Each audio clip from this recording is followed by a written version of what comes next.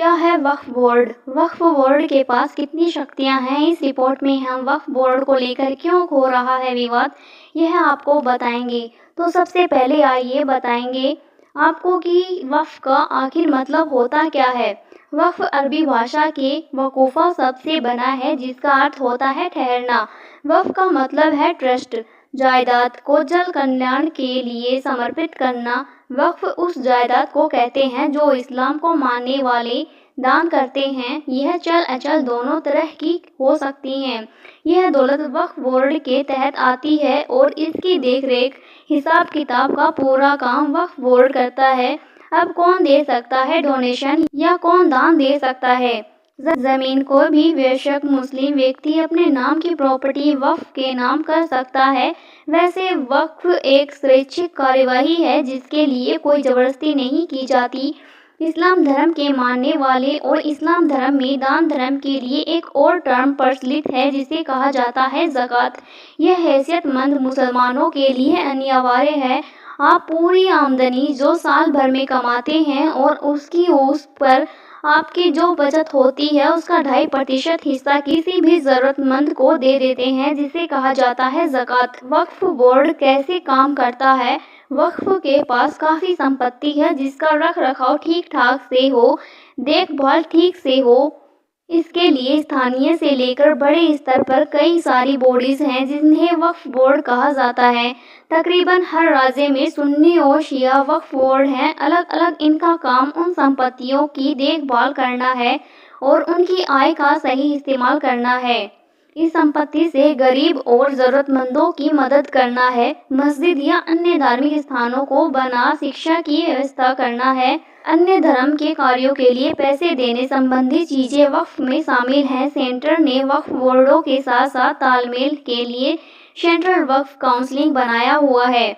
Ministry of minority affairs के तहत आने वाली सेंट्रल वक्फ काउंसिल की वेबसाइट पर बताया गया है कि हमारे देश में फिलहाल कुल 32 वक्फ बोर्ड काम कर रहे हैं। और आइए अब हम आपको बताते हैं कि क्या है वक्फ कानून। वर्ष 1924 में नेहरू सरकार के समय वक्फ अधिनियम पारित किया गया जिसके बाद इसका सेंट्रलाइजेशन हुआ। वक्फ एक्ट 1954 वक्फ के संपत्ति के रख रखाव का काम करता है और इसके बाद से इसमें कई बार संशोधन होता रहा है। वक्फ बोर्ड में कौन कौन शामिल हो सकते हैं? वक्फ बोर्ड में सर्वे कमिश्नर होता है जो संपत्तियों का लेखा जोखा रखता है। इसके अलावा वक्फ बोर्ड में मुस्लिम विधायक, मुस्लिम सांसद, मुस्लिम IAS अधिकारी, मुस्लिम टाउन प्लानर, मुस्लिम अधिवक्ता, मुस्लिम बुद्धिजीवी और समाज में अच्छी हैसियत रखने वाले या समाज में जिनका योगदान है वह लोग शामिल होते हैं। वक्फ ट्राइबल में प्रशासनिक अधिकारी होते हैं। ट्राइबल में कौन शामिल होगा इसका निर्णय राज्य सरकार करती है। अक्सर राज्य सरकारों का प्रयास यही होता है कि वक्फ बोर्ड का गठन अधिक से अधिक मुसलमानों को शामिल करके किया जाए। आइए अब हम आपको बताते हैं कि वक्फ बोर्ड को लेकर आखिर विवाद क्यों होता रहा है। आरोप है कि UPA सरकार ने वक्फ बोर्ड को असीमित शक्तियां प्रदान दी थी। वक्फ संपत्तियों को विशेष दर्जा दिया गया जो किसी ट्रस्ट आदि से ऊपर है। वक्फ बोर्ड को अधिकार दिया गया है कि वह किसी भी संपत्ति के बारे में यह जांच कर सकता है कि वह संपत्ति वक्फ की है या नहीं। अगर बोर्ड किसी संपत्ति को अपना कहते हुए यह दावा कर दे तो उसके उलट उसे सिद्ध करना काफ़ी मुश्किल हो सकता है। वक्फ एक्ट का सेक्शन 85 यह कहता है कि इसके निर्णय को हाई कोर्ट या सुप्रीम कोर्ट में भी आप चुनौती नहीं दे सकते।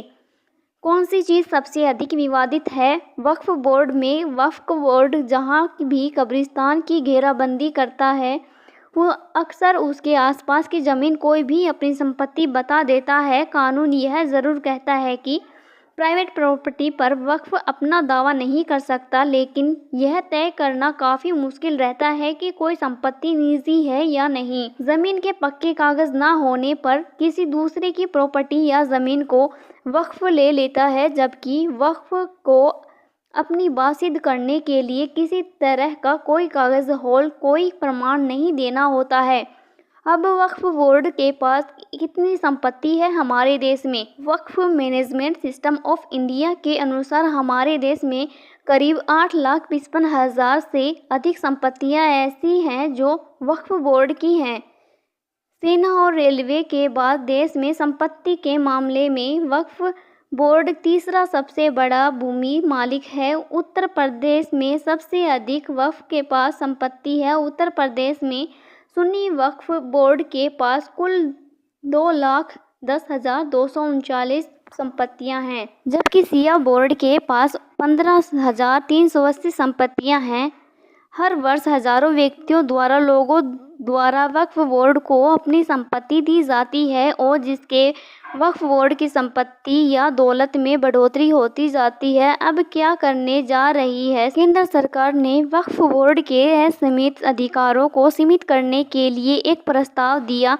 इसमें वक्फ की संपत्ति का वेरिफिकेशन अनिवार्य होगा। ऐसा ही वेरिफिकेशन उन संपत्तियों के लिए भी होगा जिन पर निजी प्रॉपर्टी होने का शक है और वर्षों से वहां रहते आ रहे लोगों ने उस पर अपना दावा किया है। तो यह है वक्फ बोर्ड, इसकी शक्तियां, वक्फ बोर्ड की दौलत। और अब वक्फ बोर्ड की शक्तियां केंद्र सरकार कम करने का प्रयास कर रही है।